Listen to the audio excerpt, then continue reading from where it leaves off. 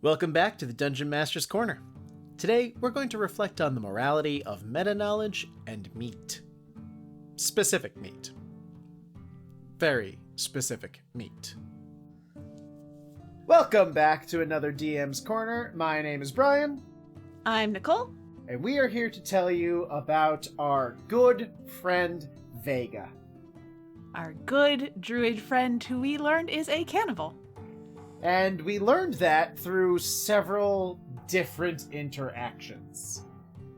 So there was the whole fact that, you know, how druids do, they like to transform into other creatures, usually a predator of sorts. And he would always usually prefer something that would eat other things, other people's. But you know, it's a druid, it's fine, it's normal, right? Until you actually start eating the people. That was the part that started to make us a little Uncomfortable? Curious. That works good. Because he would actually eat the enemies in combat. Mm-hmm. And at first I'm pretty sure it was just okay, maybe he's just getting a little confused, or he's going a little wild. But I think it was around the time of the lizard folk. I think that was the first instance of what the fuck. That was right after our group therapy, where it's like he doesn't know what face he wears, you know, and we're just like, oh, you know, that's a weird statement. Then we went and we did blender some lizard folk with clouded daggers, and then he, you know, picked up an arm and started eating it. Yeah, as a human, I believe he was doing that. Yep. I believe his argument for that was, what, they're lizards? And Theomin was with them at this point, because, again, Shanghaied. But one of my favorite things about having a DNPC is not being able to go into combat, but to be able to make comments. Snarky little comments. He's like, what's wrong with it? It's just like eating a regular lizard. And Theomin's response was, I don't eat anything with a language. Which is a comment that has stuck around. And it is a very good rule of thumb when it comes to eating other creatures in D&D. Yeah, Not that most of us do. Well, you guys had the Periton at one point. It's like, can we eat this? Oh yeah, Does it have a language? Kentucky Fried Periton. Kentucky Fried Periton. I believe there's that art around somewhere too. There is. But it's like, hey, we can eat this. It doesn't have a language. It became a rule of thumb within the party. And then in future campaigns as well. Mm-hmm. But I think the moment... we joked about it a lot. We joked about the cannibalism. Well, there was when we were up at the fire cult, he had a conversation with, I think, 2 werewolves. Right, yes. The werewolves, they were not in wolf form at the time, but I think people figured out they were werewolves pretty quickly. If you play the module Princes of the Apocalypse by the book, there's several, splits in the road going to the fire cult's building. And among the haze and the campfires, there are 2 werewolves that are eating meat at a campfire. Which Vega joined them in. They invited him to join them for dinner. And I think he was the only one actually there. He was. So he was just eating nonchalantly. The entire bit of that is you're supposed to figure out they're werewolves. Which I think at that point, was he already a wereboar, or had that been taken care of? The fire cult... No, it was right before it got taken care of, because then we met a cleric at... JJ's character actually stepped in and was the one to cure it. Nice. Okay, so he was currently a wereboar, which is why in the module, they're supposed to, kind of attack you at some point, but they sensed, oh, he's one of us. Come, brother, eat with us. And you're supposed to go, wait a minute, I'm sitting here with werewolves eating meat. What kind of meat is this? Dun dun dun!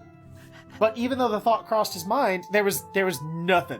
No reactions. Oh! And then they start conversing about the best way to cook elf. Which I wasn't there for it, because I was down at a different campsite with that, but I'm sitting there as the player who plays an elf, and I'm just horrified. just sitting there like, oh no, what if one day Vega is hungry and I'm the only snack left? And I'm not very strong. He's literally taken me down before. He could do it again. So as if you listen to Womford Burns, you'll learn they've gone tete-a-tete before and did not work in my favor. No. Still don't know why you teleported him 450 feet out instead of 450 feet up. But hey, your choice. Because I didn't want to be splattered on the water. Sure, you had another one in you. You could have, I don't know if I did at that level, but anyway. Anyway, we could argue semantics. The semantics of it another time.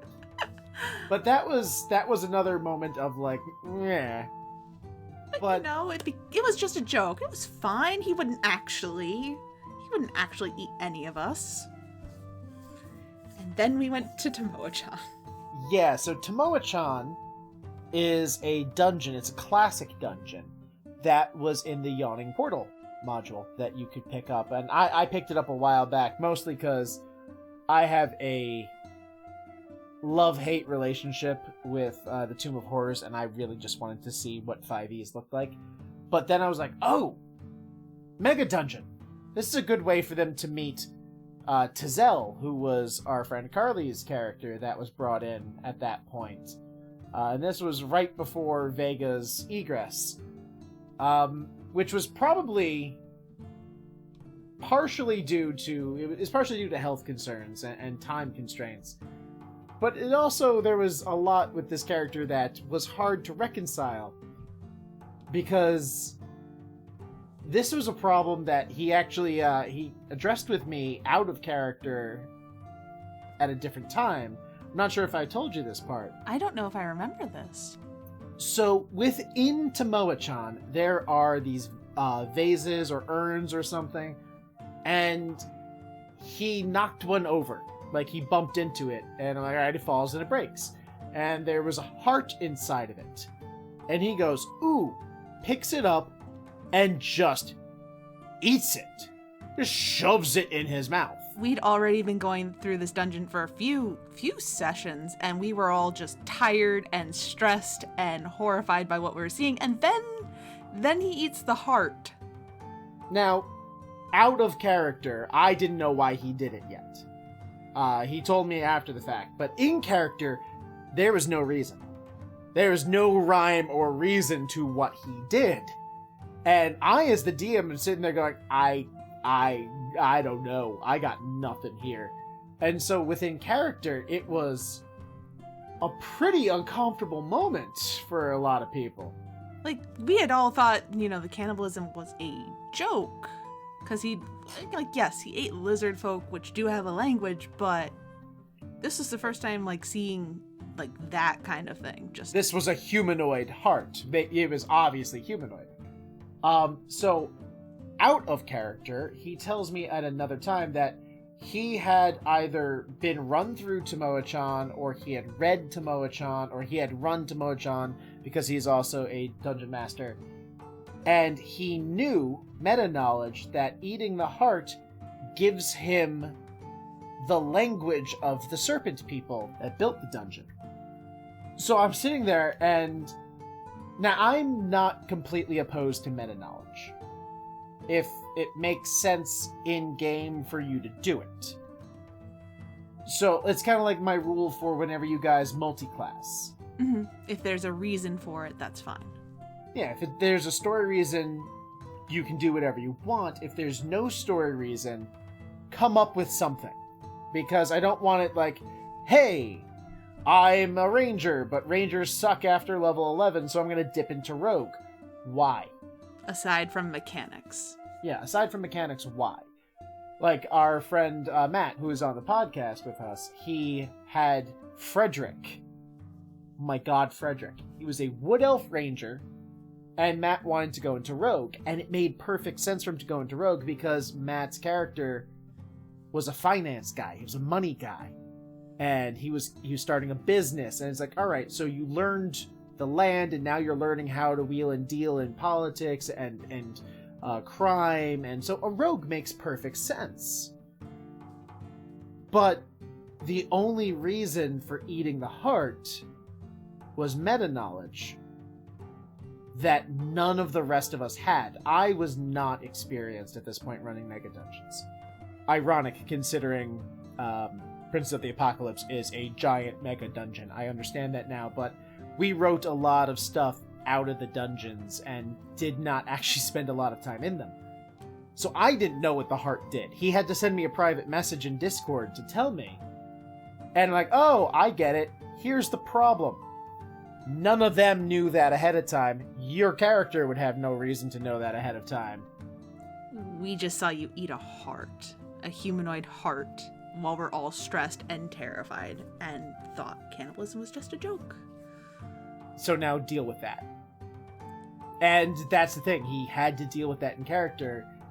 And at that point, it was very difficult to try and regain the party's trust. So I think the message in this one it started off funny and then it kind of took a tailspin there. Beware meta-knowledge. As a player, as a DM, beware meta-knowledge. It can sometimes be fine. Honestly, it can. I like to ask my players ahead of time, hey, what's something you want to accomplish this session so I can try and fit it in? I will use your meta to push the story. Mm-hmm. And sometimes players will use their meta to help me get back on the track of my story. Or, to be fair, it's our story, but my tracks in my brain. Our collective story. Our collective story. It's yeah. So meta-knowledge can be very helpful, but in this instance, it was very damaging to the character. So you have to be very careful how you use your meta-knowledge as a player, because you gotta have a reason. Always have a reason. Or you end up with 4 terrified, superpowered individuals staring at you in a dungeon going, I think we know who's expendable now. Never do anything for one reason. Never do anything for one reason. That's one of my rules in life and dungeon mastering, and I think it's rubbed off for good or ill. Just a little bit. Just a little bit. But anyway, that was this week's Dungeon Master's Corner. Thank you for joining us. I have been Brian. And I've been Nicole. And we hope to see you in our next episode. Thanks for joining us.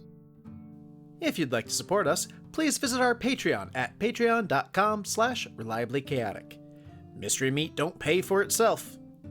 You can also drop us a line on Twitter at reliablychaotic. We would love to hear from you.